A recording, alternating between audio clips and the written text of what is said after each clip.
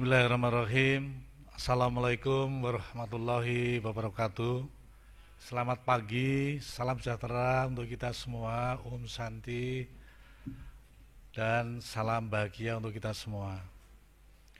Bapak Ibu yang saya hormati, kami dari Kementerian Desa, PDT, dan Transmigrasi yang dalam hal ini adalah bagian dari yang mengurusi tugas fungsi dari bagaimana penggunaan dana desa yang sudah dilakukan, dan sebagian juga pemerintah desa sudah memulai dengan menanggapi beberapa kebijakan yang dilakukan oleh Kementerian Desa, PDT, dan Transmigrasi.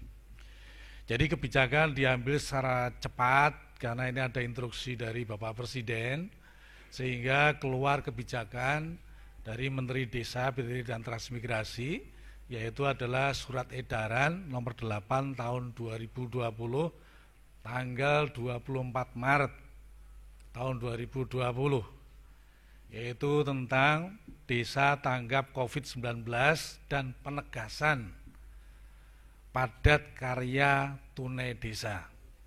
Nah, sebenarnya mandat dari surat ini adalah ada dua hal pokok. Yang pertama adalah bagaimana masyarakat tetap menjalankan kegiatan padat karya tunai, karena itu bagian dari bagaimana tetap masyarakat menikmati apa yang dilakukan oleh desa dan masyarakatnya, yaitu tentang jaring pengaman sosial, yaitu kita tetap memperkuat di sisi ekonomi masyarakat sehingga dia melalui padat karya tunai. Yang kedua, karena ini adalah hal yang sangat penting sekali, yaitu tentang penanganan dan pencegahan COVID-19. Yang berikutnya, dua hal ini menjadi penting karena harus dilakukan dengan perubahan yang ada di dana desa yang sudah kita berikan mandatnya melalui surat edaran yang tadi sudah kami sebut. Bapak Ibu yang kami hormati, jadi ada beberapa protokol kaitannya dengan desa tanggap COVID-19. Yang pertama itu adalah membentuk relawan desa tanggap COVID-19. Apa tugas-tugas mereka? Jadi tugas yang pertama adalah relawan itu harus membuat papan informasi pencegahan dan penanganan COVID. Tapi sebelum tugasnya mungkin kami akan jelaskan dulu siapa yang ada di dalam relawan desa. Jadi relawan desa itu diketuai oleh kepala desa, lalu wakilnya itu adalah BPD dan anggotanya adalah anggota BPD, aparat desa, lalu ketua RT, RW, tokoh-tokoh masyarakat, lalu petugas-petugas yang ada di desa, petugas misalnya pendamping profesional dan sebagainya, termasuk tokoh-tokoh petani dan pemuda. Itu dia bertugas membantu di dalam kaitannya dengan relawan desa lawan COVID. Selain itu juga harus bermitra dengan Babin, Kamtipmas, dan Babinsa. Karena ini adalah bagian satu kesatuan yang penting untuk mereka bekerja koordinasi dengan pemerintah daerah. Bapak Ibu yang kami hormati, jadi tugas-tugasnya yang tadi, yang pertama adalah membuat pusat informasi pencegahan tentang penanganan COVID. Ini penting untuk mereka. Jadi bagaimana cara pencegahan, bagaimana cara untuk mengetahui gejala penularan sampai kepada penanganan.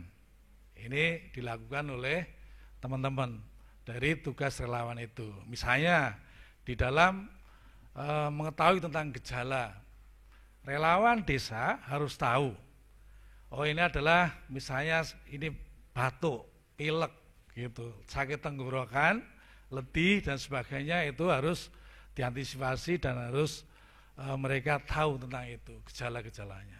Lalu cara penularannya juga harus tahu. Harus ada edukasi informasi yang disampaikan oleh masyarakat desa.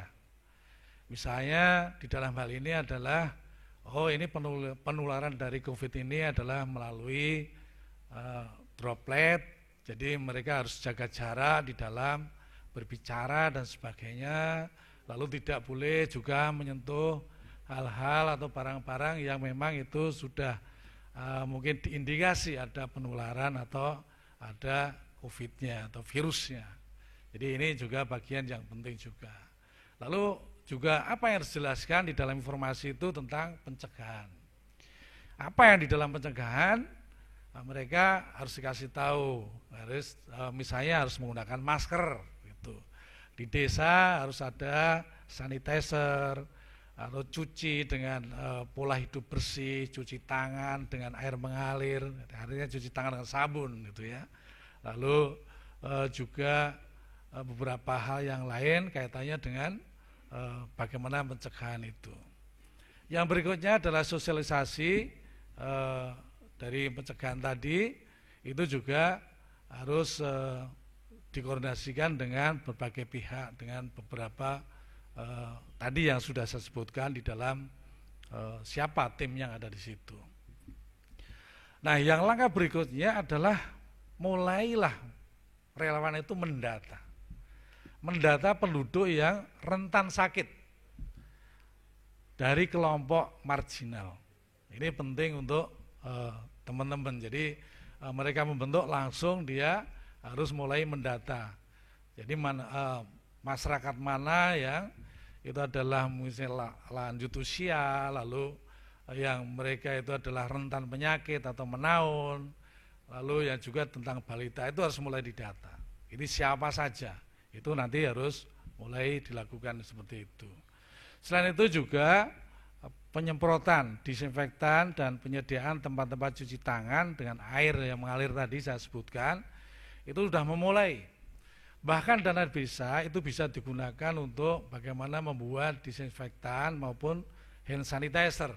Ini adalah bentuk dari padat karya tunai non fisik gitu. Mereka bisa kerja di rumah lalu dia membuat gitu.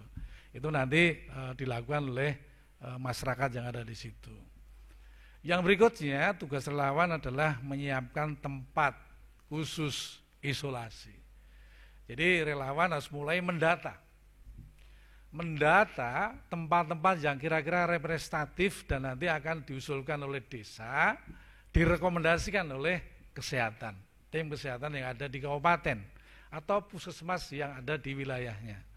Jadi kalau misalnya nanti disiapkan tempat-tempat isolasi, karena nanti tugas relawan harus mulai mempersiapkan itu. Kalau ada misalnya tamu yang datang dan sebagainya, lalu orang dari pihak luar yang adalah dari wilayah yang terdampak oleh COVID, itu juga harus mulai didata. Yang berikutnya, membuat pos jaga gerbang desa untuk memantau mobilitas warga. Ini kan sekarang sudah banyak masyarakat yang mudik, lalu lalang yang di desa. Berarti desa harus mulai menjaga di tempat-tempat masuk wilayah desa itu sendiri sebenarnya bukan ingin menghambat, tetapi untuk menjaga kesehatan, untuk menjaga masyarakatnya dari dampak corona ini. Mereka harus didata siapa yang masuk, siapa yang keluar dan sebagainya, itu nanti di pos jaga itu. Selain itu juga nanti ini siapa, ini ODP atau pasien yang dalam pengawasan misalnya, itu juga nanti harus didata dan dilaporkan kepada pihak yang berwenang di tim kesehatan yang ada di kabupaten. Yang berikutnya adalah memastikan tidak ada kerumunan warga. Ini penting juga, karena ini tingkat penularannya tinggi kalau misalnya desa atau masyarakat masih ada kerumunan-kerumunan yang ada di masyarakat. Jadi pemerintah desa diharapkan tidak memberikan izin terhadap masyarakatnya dengan tim yang ada di daerah, BNPB dan tim kesehatan yang ada di daerah. Yang berikutnya, karena dana desa juga bisa digunakan untuk penyiapan logistik ketika ada isolasi warga masyarakat, berarti harus menyiapkan dan untuk penanganan dari logistik itu di kepentingan warga desa. Jadi ini tugas-tugasnya dari relawan tadi. Jadi banyak hal yang sebenarnya memang ini harus kita segera pantau dari kegiatan-kegiatan untuk penyiapan relawan. Kita juga sudah harus memulai mempersiapkan dan memantau secara khusus bagaimana penyiapan-penyiapan untuk relawan desa ini. Yang berikutnya Bapak Ibu, di dalam pos jaga gerbang desa, karena adalah sifatnya mobilitas masyarakat itu adalah bisa siang hari, bisa malam hari, bisa pagi hari, bisa sore hari. Ini harus dijaga 24 jam. Jangan sampai nanti ada yang dia potensi terdampak corona tiba-tiba masuk.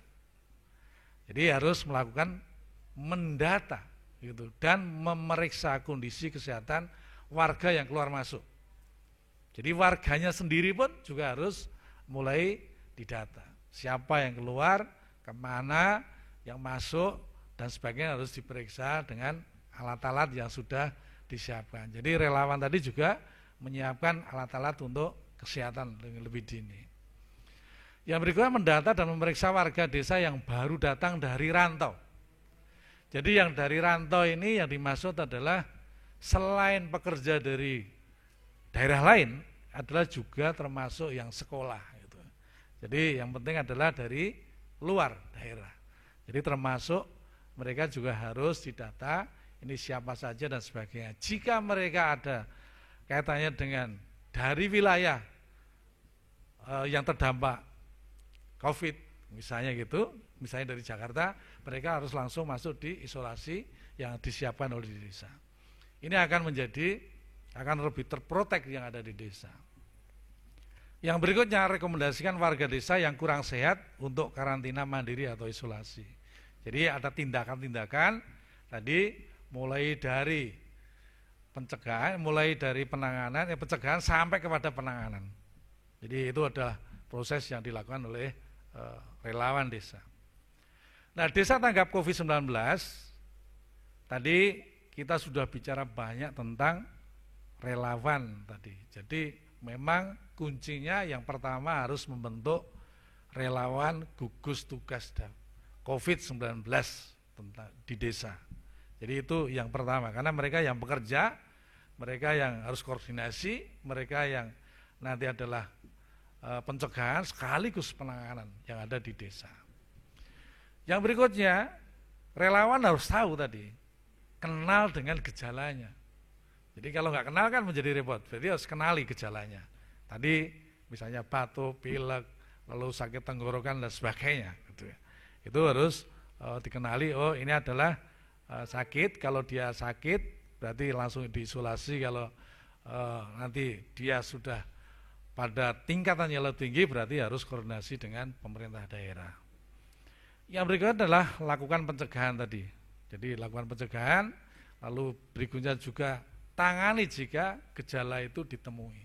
Jadi gejalanya ditemuin, langsung ditangani, dan yang lebih penting adalah bagaimana mengubah PPDes itu diisi dengan kegiatan PKDT dan COVID-19. Karena semua itu membutuhkan dana. Semua itu membutuhkan biaya yang digunakan untuk itu. Jadi biaya kaitannya dengan PKDT tadi, jadi kegiatan untuk mandiri tadi, mohon maaf, jadi padat karya tunai gitu, dan sekaligus juga tentang bagaimana kita menangani dan pencegahan COVID-19. Jadi dua-duanya harus dilakukan. Mengapa perlu mengubah PPDes? Karena ini sebagai dasar untuk pengeluaran dana desa tahun 2020 untuk padat karya tunai desa dan tanggap COVID-19. Karena inilah sebagai bagian dari desa yang tanggap COVID, sehingga mereka pakai dana desa dari apa yang sudah kita atur di dalam SE 8 tahun 2020. Nah, mengapa perlu padat karya tunai? Ini tadi kami sebutkan bahwa untuk jaring pengaman sosial. Jadi warga desa lapisan bawah agar ekonomi desa terus bergerak. Tapi ini juga harus hati-hati di dalam pelaksanaan jaring pengaman sosial ini karena ini adalah kegiatan padat karya tunai. Lalu protokolnya gimana? Gitu. Kalau misalnya kegiatan yang padat karya, berarti kan itu ada kerumunan orang. Gitu. Ini harus diatur. Ada beberapa hal yang menjadi catatan di dalam kegiatan itu supaya kegiatan ekonomi tetap jalan. Pekerjanya adalah pekerja yang dia itu setengah menganggur, yang menganggur dan ekonomi lemah, gitu ya. Kalau dia sakit, dia harus menggunakan tadi pelindung, masker dan sebagainya kalau dia batuk dan pilek. Lalu jaga jarak, kita sudah atur jaga jarak di dalam bekerja harus 2 meter atau lebih, gitu ya. Itu akan lebih bagus, gitu. Dan yang lebih penting lagi adalah bagaimana uang itu bisa diberikan kepada pekerja itu setiap hari. Ini untuk menjaga daya beli, supaya masyarakat tetap dia bisa menikmati apa yang dilakukan di kegiatan ekonomi yang ada di dana desa. Yang berikutnya adalah mengapa perlu desa tanggap COVID-19 itu. Karena pandemi global yang belum diketahui obatnya sampai sekarang, ini telah merusak sendi-sendi kesehatan dan ekonomi warga. Kami sangat khawatir sekali kalau itu terjadi di desa. Mudah-mudahan tidak terjadi.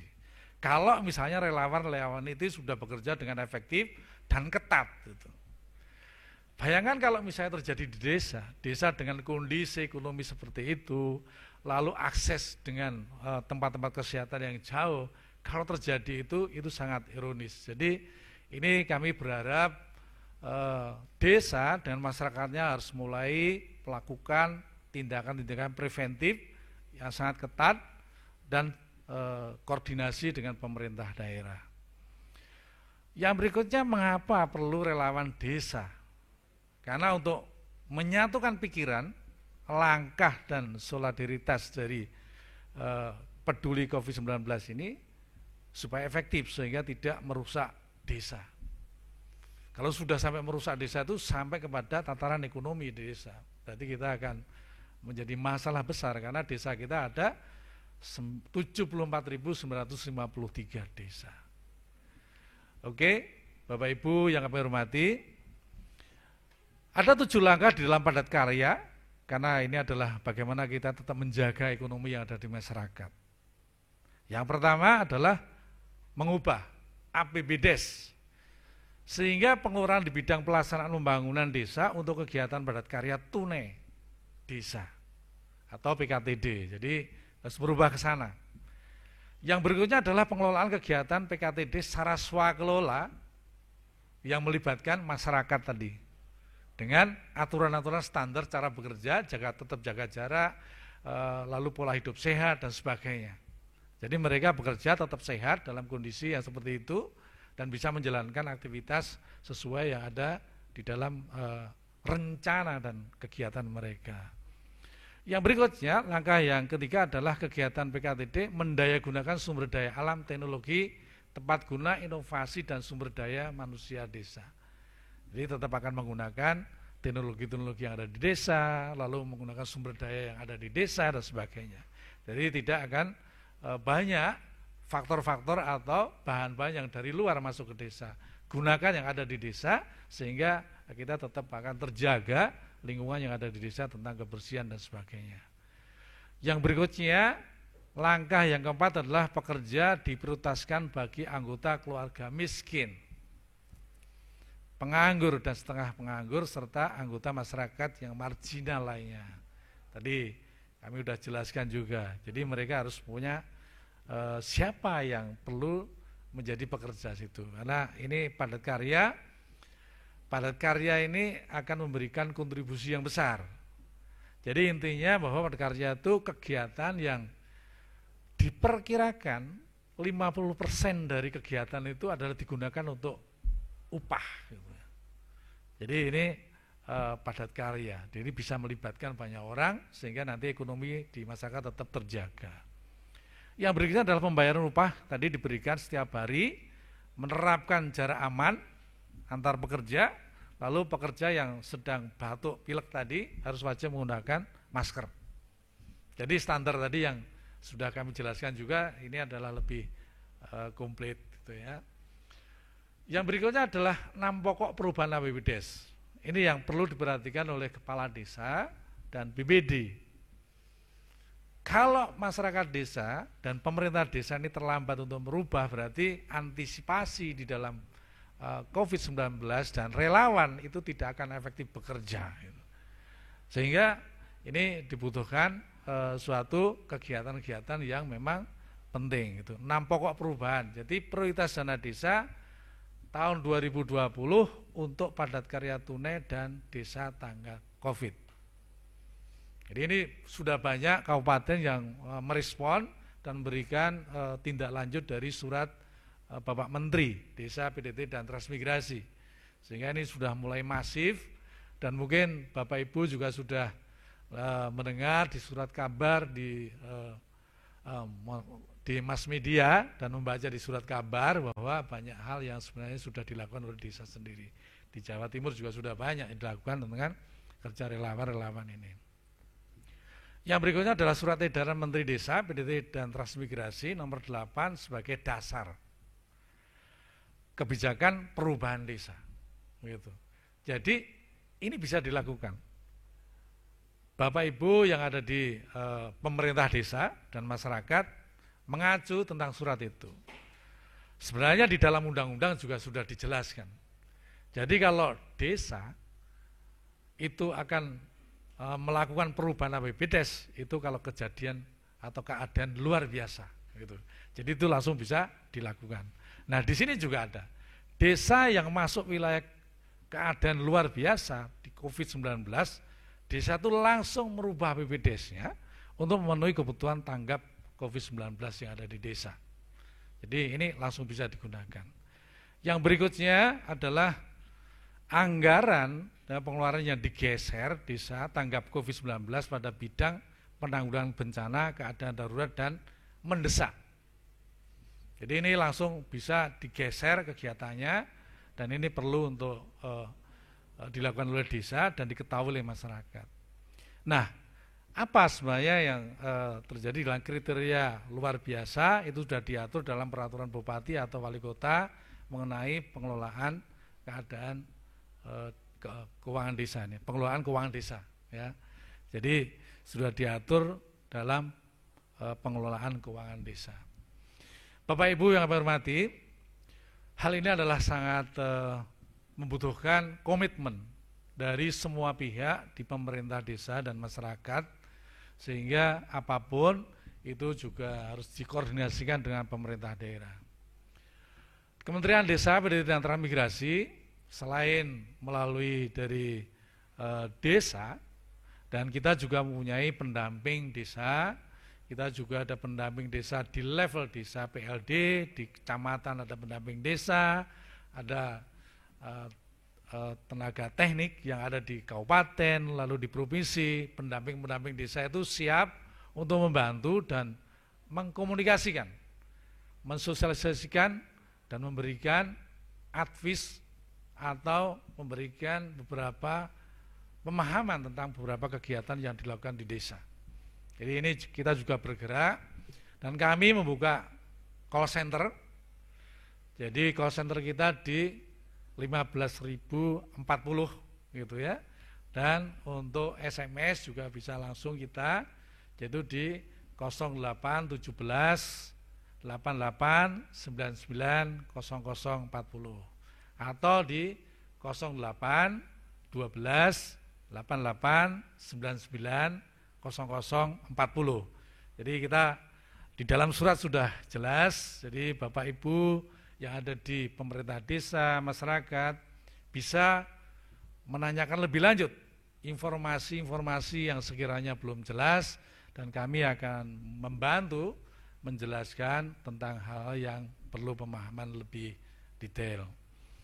Bapak Ibu yang kami hormati, sebelum mengakhiri ini ada hal yang menjadi komitmen dan penting untuk kita semua. Yang pertama adalah kita memang harus ada di dalam situasi seperti ini adalah jaga jarak aman 1-2 meter. 1-2 meter karena kita tahu bagaimana tadi tentang penularan virus, sehingga kita harus menjaga tentang itu. Yang kedua, beretika ketika bersin, jadi menutup dengan siku, itu bagian dalam, jadi ya, siku bagian dalam, atau menutup dengan sapu tangan yang sebenarnya itu juga penting dan setiap hari dibawa, atau membawa tisu. Jadi beretika ketika bersin menutup dengan siku bagian dalam. Yang ketiga adalah cuci tangan dengan sabun dan air mengalir. Ini di desa-desa juga ini paling murah sebenarnya. Jadi karena cukup dengan sabun dan air mengalir. Yang keempat adalah produktif di rumah. Jadi sekolah di rumah, bekerja dari rumah, dan beribadah dari rumah. Sesuai dengan anjuran pemerintah. Lakukan semua dengan disiplin, jadilah pahlawan, lindungi diri, lindungi orang lain, mari menangkan perang melawan COVID-19, Indonesia bisa, salam tangguh. Terima kasih, wassalamualaikum warahmatullahi wabarakatuh.